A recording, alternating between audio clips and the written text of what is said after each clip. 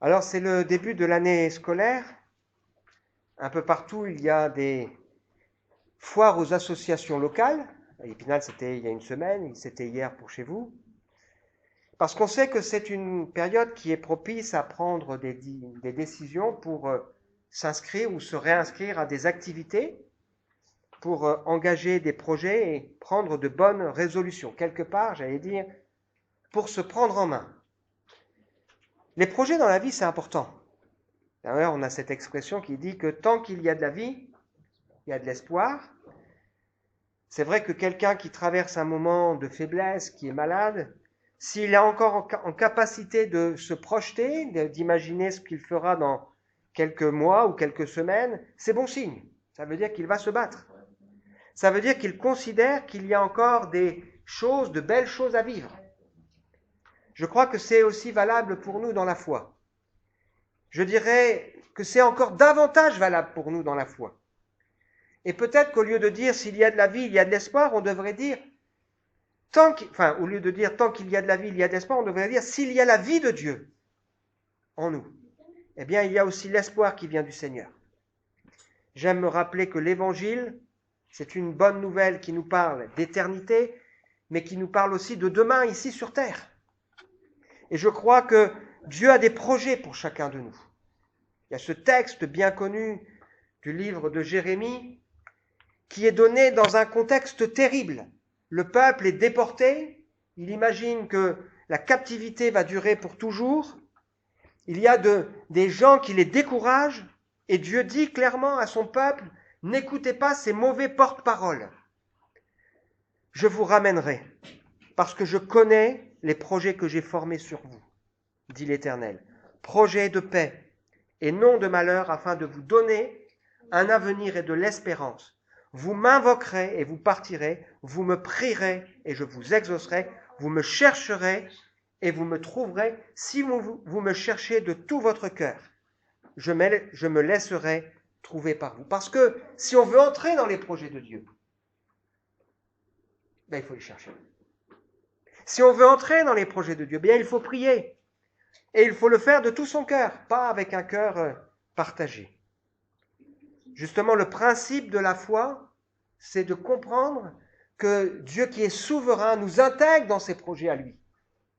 Et que c'est bon pour nous. Il y a dans le cœur de l'homme beaucoup de projets. Mais c'est le dessein de l'Éternel qui s'accomplit. Recommande ton œuvre à l'Éternel et tes projets réussiront. Alors, ce qu'on évoque depuis le début de ce partage ou ce qu'on évoque depuis le début de ce culte fait un tout. On a commencé en échangeant sur le bonheur qui revient à ceux qui révèrent Dieu. L'Ecclésiaste, quand il dit cela, c'est qu'il a fait le constat dans sa propre vie qu'il y a un grand bonheur à marcher avec le Seigneur. Et si vous relisez les textes à la maison qu'on a déjà partagés ce matin, vous verrez qu'il y a un point commun à ces textes, c'est que toutes ces personnes qui ont prononcé ces paroles de foi sont passées par un temps de crise. Ils sont passés par un temps de crise où, à un moment dans leur vie, c'était difficile, à un moment donné dans leur vie, il y avait des choses incompréhensibles, mais parce qu'ils se sont approchés de Dieu et qu'ils ont gagné en profondeur, ils ont prononcé des paroles de foi. Le bonheur est pour ceux qui craignent Dieu. Ou alors, mon bonheur, c'est de m'approcher de Dieu, mon refuge. Ou alors, je dis au Seigneur, tu es mon maître souverain, je n'ai pas de bonheur plus grand que toi. On trouve une joie parfaite en ta présence, un plaisir éternel près de toi. Ou encore, heureux l'homme à qui le péché est pardonné et que Dieu maintenant peut conduire dans ses voies. Parce que le projet de Dieu, ce n'est pas seulement de pardonner mes péchés, mais c'est aussi de me conduire pour que j'évite de retomber dans les mêmes pièges, dans les mêmes difficultés. Et on a vu ensemble, celui qui se met à l'œuvre, il est heureux dans son activité. Alors, j'ai choisi cette image d'un grand chantier. Parce que je crois que nous avons les uns et les autres un chantier dans lequel nous sommes invités à nous engager. Tu cliques, s'il te plaît ? Voilà. Et le titre que je vous propose pour le message de ce matin, c'est « J'ai un grand ouvrage à exécuter. Et toi ?» on est en train de partager ensemble la deuxième lettre de Pierre. J'ai eu l'occasion, quand on a commencé à partager cette lettre, de dire à quel point j'étais enthousiaste à l'idée de partager cette lettre, et j'ai souligné le fait que dans cette lettre, il y a tout ce qui justifie mon ministère de pasteur. Tout ce qui me motive à venir à l'église, tout ce qui me motive chaque jour de ma vie à aller au café-change pour rencontrer des gens qui peuvent traverser des difficultés. L'assurance que l'évangile, c'est une bonne nouvelle, une puissance qui transforme les vies. Et puis la semaine dernière, j'ai eu l'occasion de souligner mon enthousiasme parce que dans le message qu'on est en train de partager, il est au cœur de ma vocation de chrétien. J'ai goûté que Dieu est bon. Et j'ai l'assurance et la pleine certitude que Dieu est celui qui peut combler tous les besoins de mon cœur et de ma vie. Je dirais aujourd'hui que le message qu'on va partager, il est au cœur de ma vie de disciple. Et il est au cœur de ma vie de fils de Dieu. Parce que je crois que je suis enfant du Seigneur. La Bible me dit que Jésus est venu comme une lumière dans le monde et que ceux qui reçoivent cette lumière, Dieu donne le pouvoir de devenir enfant de Dieu. Et elle ajoute, et nous le sommes. Je crois que je suis enfant de Dieu. Et le message qu'on partage ici est au cœur de ma vie d'enfant de Dieu et au cœur de ma vie de disciple. Un privilège. Je veux ressembler à mon père. Normalement, c'est ça un fils. Il veut ressembler à papa. Ou une fille veut ressembler à maman. Je veux honorer mon père. Et en disant cela, je sais qu'il y a un grand travail encore dans ma vie à faire. Et donc, j'aimerais dire que le message qu'on va partager ensemble, ça fait déjà quelques semaines que je l'ai en perspective, comme la suite d'ailleurs. Et je sais que ce message a quelque chose à me dire à moi personnellement, mais aussi à chacun de nous. J'ai évoqué déjà que dans ma vie, je travaille sur ce qu'on appelle un plan de développement personnel. C'est-à-dire qu'on m'encourage à un moment donné à me poser et à dire, Raphaël, alors cette année, qu'est-ce que tu voudrais voir progresser dans ta vie et comment tu vas y arriver? Par la grâce de Dieu, bien sûr, avec l'aide du Seigneur. Et j'ai envie de dire que ce qu'on va partager ensemble fait partie de mon plan de développement personnel. Il y a une qualité dans ce qu'on va partager ensemble, ou plusieurs qualités que je prie que le Seigneur me donne. Alors, le message qu'on va partager ensemble ce matin, eh bien, le titre du message s'inspire directement d'une parole de l'Écriture qu'on trouve dans le livre de Néhémie. Même si on va regarder Pierre, c'est un tout. Néhémie, c'est vraiment un personnage qui personnellement est pour moi un modèle. L'histoire de Néhémie, c'est un homme qui est là au chaud, il est un serviteur d'un roi, il est bien, il n'y a pas de problème, et il apprend que la ville dont il est originaire, Jérusalem, c'est un tas de ruines. Et il est touché dans son cœur, il est malheureux en se disant, mais moi, tout va bien, mais la ville de Dieu, ça ne va pas. Alors il prend ça à cœur et il prie pendant plusieurs mois, 4 mois. Puis un matin, il se lève en pensant que c'est une journée normale, et puis là, Dieu lui tend la main. Le roi lui dit, mais qu'est-ce qui se passe, Néhémie? Tu as une drôle de tête aujourd'hui. Jamais t'es paru triste, et là, tu as une drôle de tête. Les rois, en général, quand ils disent ça, c'est pas bon signe. Parce que quand quelqu'un n'est pas heureux en la présence du roi, il a peur qu'il fomente un mauvais coup. Mais là, Néhémie, il croit que Dieu lui tend la main. Alors il explique au roi, il dit, comment je pourrais être heureux alors que la ville, ma ville, elle est complètement détruite. Et je ouvre une parenthèse, le roi à qui il s'adresse, il est en partie responsable de la destruction de cette ville. Parce que c'est à cause de lui qu'on a arrêté les travaux. Mais parce que Dieu est avec Néhémie qui a prié pendant plusieurs mois, eh bien, Dieu va ouvrir la porte et le roi va lui dire, ok, vas-y, je te donne les moyens, tu vas aller pour regarder qu'est-ce qu'il faut faire dans cette ville et tu vas pouvoir travailler. Il y va, il fait le tour de la ville, je passe les détails, il encourage, il raconte ce que Dieu a fait dans sa vie, ça encourage tout le monde et les gens se mettent à l'ouvrage, mais quand il se met à l'ouvrage, il y a de l'opposition. Vous avez remarqué, quand on veut marcher avec le Seigneur, quand on est décidé, on veut venir à l'église, il y a de l'opposition. Pourquoi? Parce qu'il y en a un qui ne veut pas. Chaque fois que quelqu'un veut se donner au Seigneur, il trouve dans son entourage des gens qui viennent et qui veulent le décourager en lui disant « Mais pourquoi? Tu vas quand même pas faire ça, etc. etc. » On a tous connu ça. Et à un moment donné, il y a des hommes influents qui vont lui dire « On voudrait parler avec toi, viens, descends nous voir. » Et qu'est-ce que répond Néhémie? Il dit « Non, j'ai un grand ouvrage à exécuter. » 2 fois. « Viens, on veut parler avec toi. » « Non, j'ai un grand ouvrage à exécuter. » 3e fois. « Viens, descends avec nous. » « Non, j'ai un grand ouvrage à exécuter. » 4e fois. « Viens, descends avec nous. On voudrait que tu parles. » « Non, j'ai un grand ouvrage à exécuter. » Et alors, qu'est-ce qui se passe? Eh bien là, on commence à faire des calomnies, des faux témoignages. On lui dit, ouais, on sait que tu es en train de t'élever pour t'opposer au roi, etc., etc. Et la réponse de Néhémie est ferme. Ce que vous dites est faux, vous l'inventez. Il sait qu'on veut l'effrayer pour le décourager. Comme un homme de Dieu, il est ferme et il se présente devant Dieu en disant, Seigneur, vois ce qui se passe et soutiens-moi. L'histoire de Néhémie, elle me parle. Quelle fermeté dans le cœur de cet homme. Il sait qu'il a un grand ouvrage à exécuter.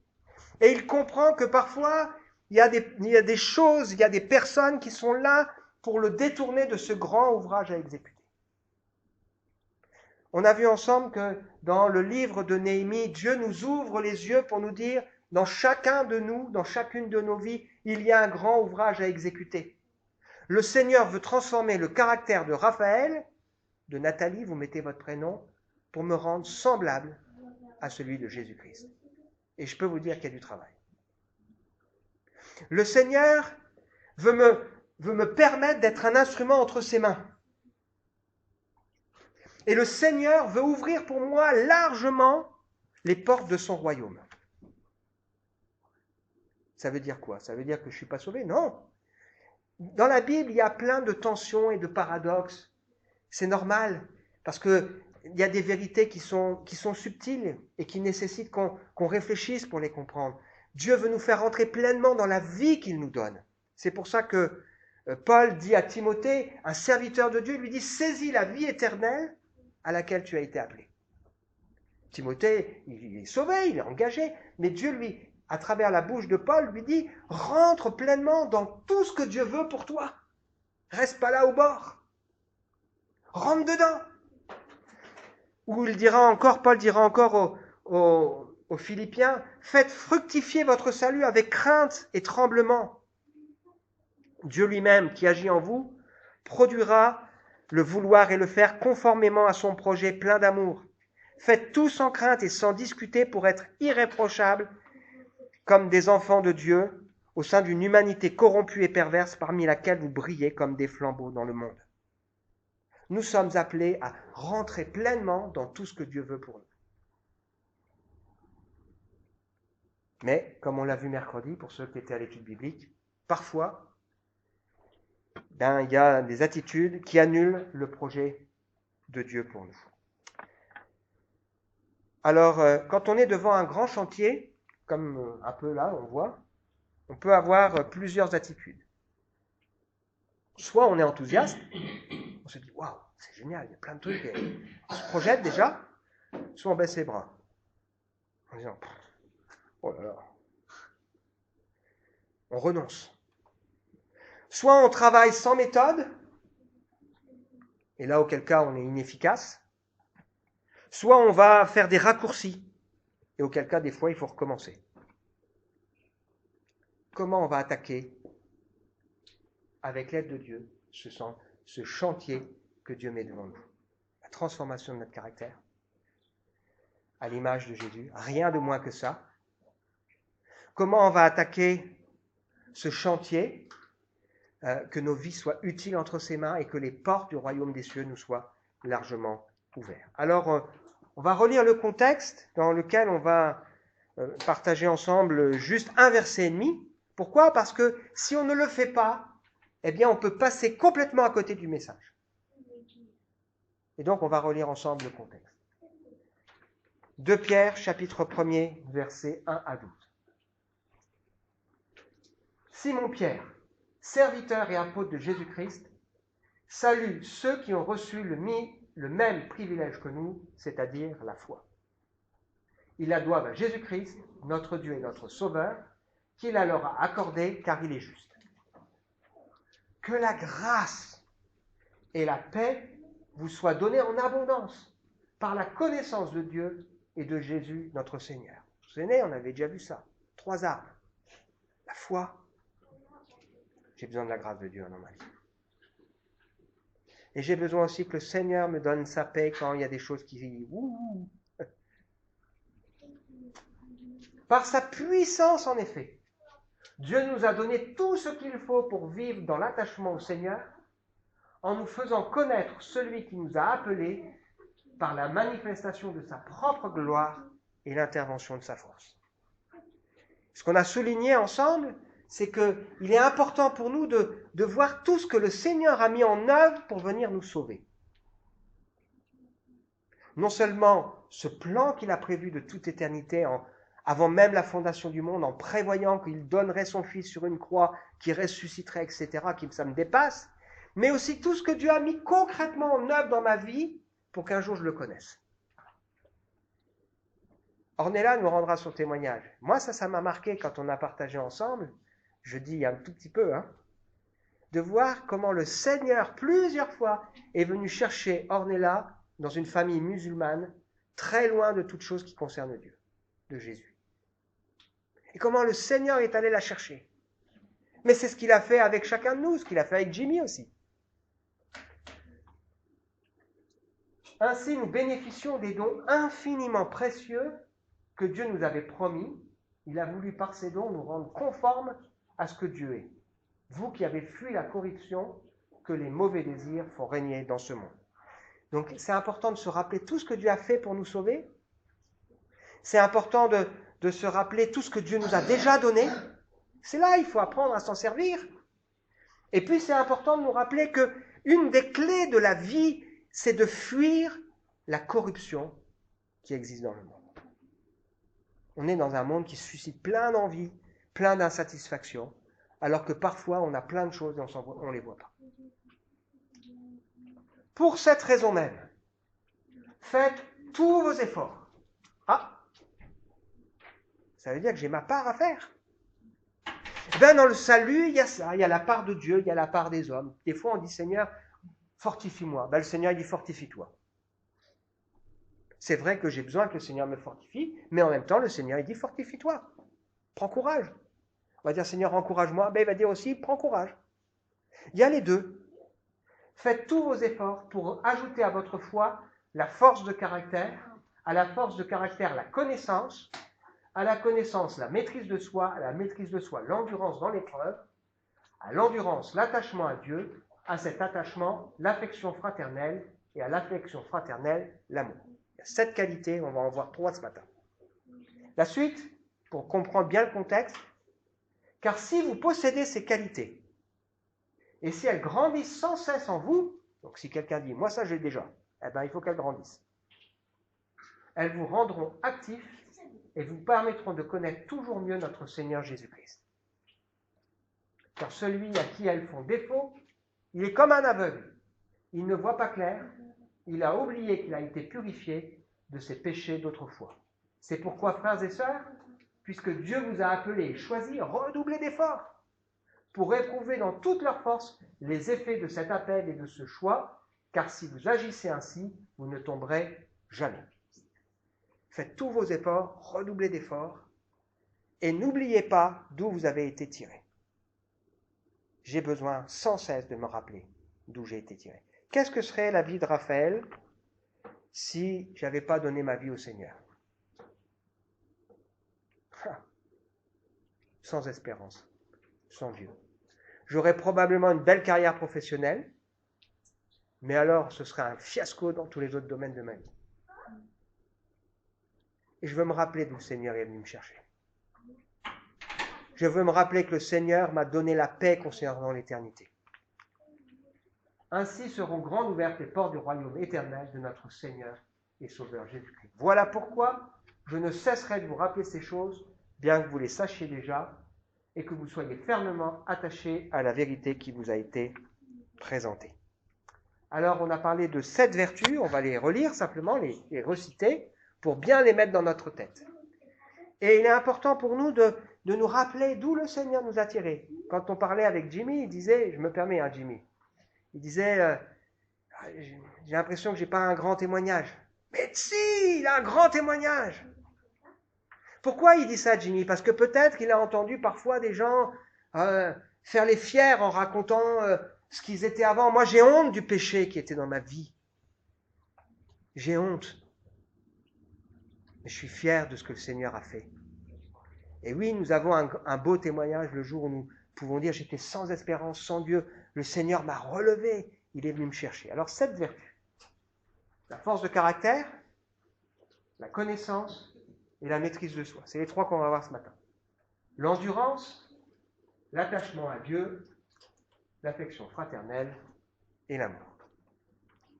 Imaginez quelqu'un qui a l'opposé de ces 7 qualités. Imaginez. Ça donnerait quoi?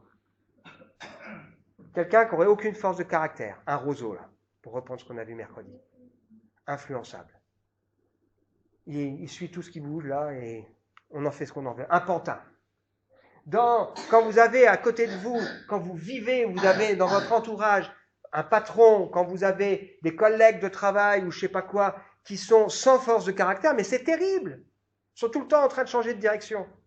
Il y en a un qui parle, il est OK, et l'autre il parle dans l'autre sens. Quand vous avez des parents qui sont comme ça, quand vous avez des enfants qui sont comme ça, ils se laissent conduire par le bout du nez. Quand il n'y a pas la connaissance, le contraire, c'est l'ignorance. Quand il n'y a pas de maîtrise de soi, waouh, alors là, ça fait des dégâts. Hein. Ça veut dire que impulsif, on s'emporte, on s'énerve, on ne maîtrise pas ses paroles. Quand il n'y a pas l'endurance,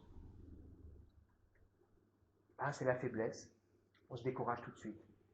Quand il n'y a pas l'attachement à Dieu, ça veut dire que probablement, en tout cas moi ce que je comprends, c'est il y a du mépris, il y a une forme d'ingratitude. On ne doit pas être attaché à Dieu seulement parce qu'il nous a donné des trucs le jour où il ne nous donne pas ce qu'on veut, parce qu'il est bon, parce que c'est un père qui dit non, pas maintenant, j'ai autre chose, etc.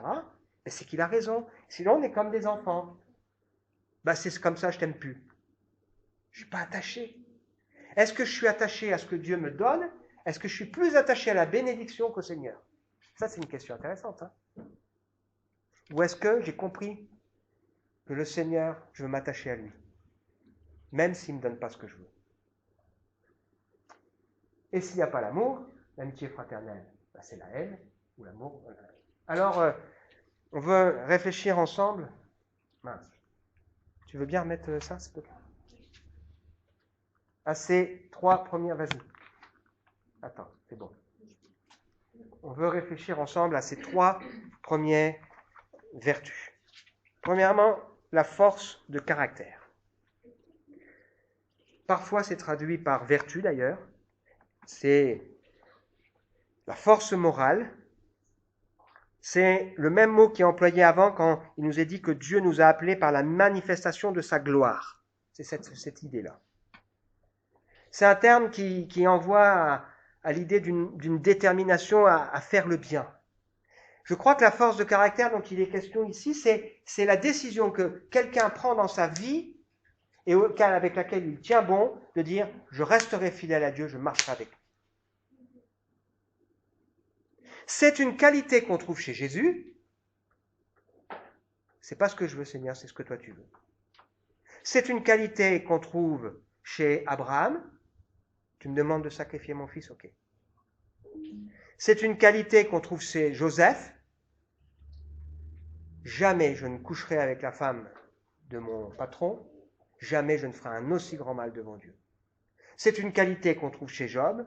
J'ai fait un pacte avec mes yeux. Jamais je porterai mes yeux sur une femme qui n'est pas la mienne.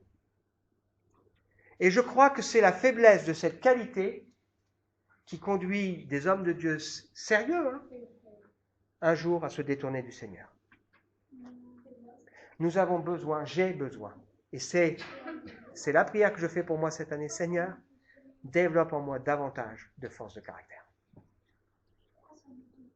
Cette prise de position qu'il ne faut pas confondre avec de l'entêtement, hein, c'est toujours subtil, hein, mais qui va faire que je vais rester zélé, bouillant, par opposition à ce qui est tiède.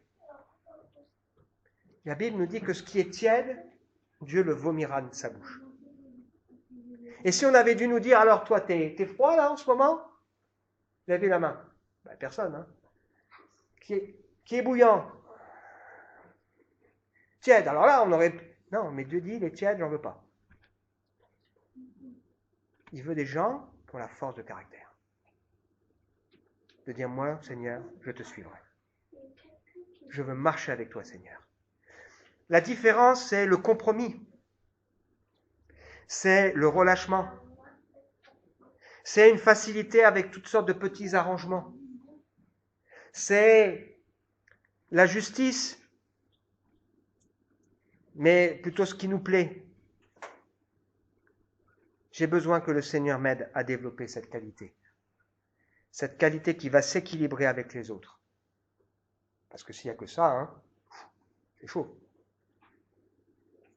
Est-ce qu'on ne pourrait pas dire ce matin, moi aussi, j'ai envie que le Seigneur il m'aide à être avec cette force de caractère. Là, c'est ce que Dieu veut. C'est son projet pour ma vie, pour notre vie. Cette détermination qui fait que on est fermement décidé à donner à Dieu la priorité, la première place, et on va s'en donner les moyens. C'est cette détermination qui fait qu'on va chercher à faire la volonté du Seigneur, etc., etc. Si quelqu'un n'a pas cette qualité, eh bien, il ressemble au flot de la mer, agité de part et d'autre. C'est ce qu'on a vu tout à l'heure. Quelqu'un manque de sagesse qui la demande à Dieu, qui donne à tous sans reproche. Elle lui sera, mais qui demande sans douter, parce que celui qui doute, il est comme les flots de la mer, influençable dans tous les sens. Le projet de Dieu, c'est de bâtir l'Église. Il donne à l'Église des ministères dons, c'est-à-dire des pasteurs, des enseignants, des évangélistes, etc. Pourquoi? Pour qu'on ne soit pas des enfants emportés à tout vent de doctrine. C'est-à-dire ferme. On sait qu'est-ce qu'on croit et pourquoi on le croit. Voilà pourquoi ce qu'on lit là, on a besoin de savoir ce qui précède, c'est par grâce qu'on est sauvé, etc. Mais on a aussi besoin d'avoir ça dans la tête par rapport à ce qui suit. Pourquoi? Parce que ce qui suit dans la lettre, c'est attention, grand danger, il y a des faux enseignements de toutes sortes. Celui qui est ferme, il sait ce qu'il croit, en tout cas il sait où est la vérité, il cherche la vérité. Et il ne va pas aller chercher là où il y aura des pièges pour son cœur et pour sa vie. La deuxième qualité, c'est la connaissance. Ici, ce n'est pas la connaissance dans le sens d'avoir un grand savoir. La connaissance enfle, mais l'amour édifie. Je peux savoir plein de choses, être incollable même sur la Bible, hein, mais ne pas vivre quelque chose dans ma vie avec le Seigneur. Et ce que Dieu veut, c'est pas seulement que je sache plein de choses sur lui, c'est que je vive quelque chose dans son intimité. C'est que, quelque part, je sois vraiment un ouvrier avec lui. C'est que j'apprends à avoir cette oreille exercée qui comprend là où le Saint-Esprit travaille, qui entend la voix du Seigneur. Et cette qualité, cette connaissance de Dieu, elle ne pourra venir que de la consécration. C'est pour ça que la Bible, elle dit, offrez vos corps comme un sacrifice vivant, agréable à Dieu. C'est ça le culte que Dieu veut. C'est qu'on offre sa vie et vous discernerez quelle est la volonté de Dieu, qui est bonne, agréable et parfaite. Ça veut dire que je ne peux pas comprendre ce que Dieu veut pour moi si d'abord je ne suis pas prêt à m'engager avec lui. Et donc la connaissance dont il est question ici, c'est cette connaissance qui vient de cette intimité avec le Seigneur. Pas de raccourci possible. Parce qu'une fermeté sans connaissance est dangereuse. Et si vous avez fait attention à ce qu'on a lu, le terreau de ces qualités, c'est quoi? C'est la foi.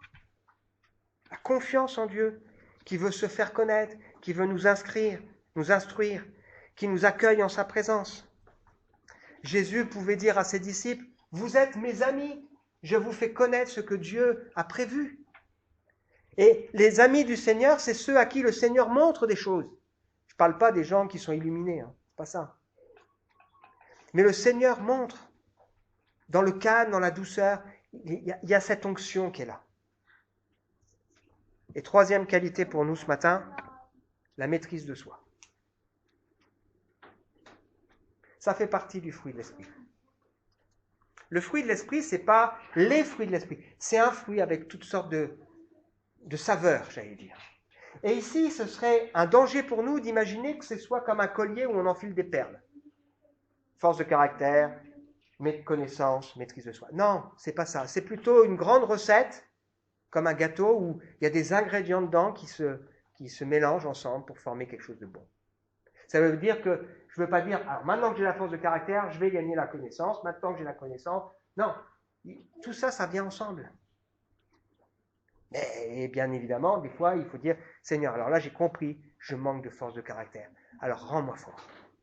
Aide-moi à être quelqu'un qui sait clairement et qui ne transige pas dans sa vie. Quelqu'un qui est capable de dire non, quelqu'un qui est capable de dire stop, quelqu'un qui est capable de mettre les limites, les priorités.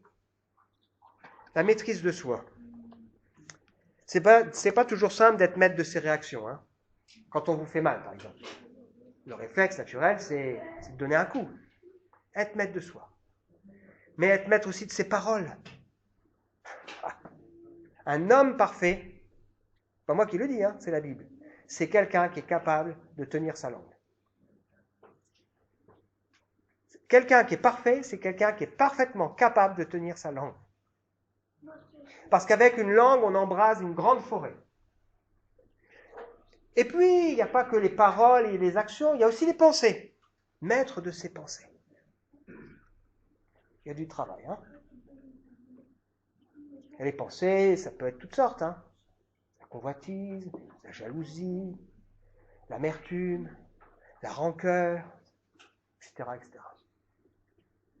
Et on a vraiment besoin que le Seigneur, il nous apprenne à maîtriser ces choses parce qu'on lui confie. C'est pour ça que Paul, il dit, nourrissez vos pensées de tout ce qui est bon, juste, saint, vertueux, digne de louange. Ce que j'aime dans l'Évangile, c'est pour ça que je dis que ce message est au cœur de ma vocation de disciple et d'enfant de Dieu. Ce que j'aime de l'Évangile, c'est qu'elle rend à l'être humain sa dignité. Le péché, il nous conduit à faire toutes sortes de mauvaises choses. Même vous pensez que parfois il y a des gens, ils ont une force de caractère et en fait derrière il y a quelqu'un là qui les mène par le bout du nez, qui les influence, etc. Il n'y a pas de maîtrise. Mais l'Évangile, ça nous rend notre dignité. On ne fonctionne plus par pulsion, mais on est capable de réagir de manière posée et réfléchie. Il y a dans l'idée de la maîtrise de soi, l'idée comme un athlète qui vise l'excellence et contrôle son alimentation, son hygiène de vie, son activité, voilà, pour pouvoir être en forme au moment où ça va venir. Et donc, dans l'idée de la maîtrise de soi, il y a tout ça. C'est vous qui êtes le maître de votre emploi du temps. Bien sûr, on a des contraintes, c'est vrai. Mais c'est quand même nous qui, à un moment donné, décidons de remplir ou de ne pas remplir. Et des fois, je dois apprendre à dire stop, de dire non. Fixer les limites. Mettre, par la grâce de Dieu, des choses. Alors, pour terminer, une image, c'est que vous avez une image ici d'un diamant brut, d'un diamant travaillé, puis d'un diamant qui est mis sur une bague. Vous avez l'image de la glaise, qu'ensuite on va travailler pour faire un vase, puis ensuite il y a un vase avec des fleurs. Quel est le but du diamant? C'est de se retrouver sur un bijou. Quel est le but d'un vase? C'est de servir à mettre en valeur ce qui est à l'intérieur. Et souvent dans nos vies, on a tendance à voir soit ça, soit peut-être ça. Mais on en oublie que pour passer de l'un à l'autre, il y a toutes sortes d'étapes. On ne passe pas de la glaise à un vase qui permet d'honorer des fleurs. Comprenez l'image? Peut-être ma vie aujourd'hui, ou ta vie, elle ressemble à ça. Ok? Le Seigneur va travailler comme un potier, va maler, va rendre malléable, puis ensuite il va mettre ça sur le tour, puis il va commencer à lever, puis ensuite il va falloir le mettre au four, mettre de la peinture, mettre au four, il y a l'épreuve qui vient. Puis ensuite il va décider qu'est-ce qu'il met à l'intérieur, pour que ça... On oublie le vase pour voir le reste. Le Seigneur veut que nos vies servent à ce qu'on les oublie pour voir qui rayonner sa gloire. Mais nous avons besoin d'accepter qu'il y a des étapes et que le Seigneur veut travailler. Alors, on a un grand chantier à faire. J'ai un grand chantier dans ma vie. Parce que je ne veux pas regarder les autres en disant, bah lui, il a du boulot, hein. C'est vrai, lui, il a du boulot, mais moi aussi. Peut-être mon chantier, il n'est même pas à ça, hein. On n'a pas envie d'être là-dedans, hein. Peut-être il n'est même pas à ça encore. C'est pas grave. Ce qui va compter, c'est de se mettre à l'œuvre petit à petit. Alors, quand j'étais jeune garçon, adolescent, un jour, mes parents ont refait la cour derrière. Il y a un maçon qui est venu et qui a posé des dalles, il les a, voilà. Et quand il travaillait, il posait les dalles et puis il reculait. Puis je me souviens d'avoir parlé avec lui en lui disant, il y a encore beaucoup. Et il me dit, tu vois, Raphaël, quand je travaille, je vois déjà ce qui est fait, pas seulement ce qui reste à faire. Et ça m'encourage. Et j'ai bien aimé cette image, elle m'a interpellé, mais c'est exactement l'image qu'il y a dans ce texte. N'oubliez pas d'où le Seigneur vous a tiré. Ce qui a déjà été fait. Appuyez-vous là-dessus pour se dire, le Seigneur va vous donner la force d'aller plus loin. Une étape après l'autre. Chaque expérience, bénédiction ou épreuve sert à notre formation. Récemment, j'ai vécu une épreuve avec mes enfants. Ça m'apprend des choses.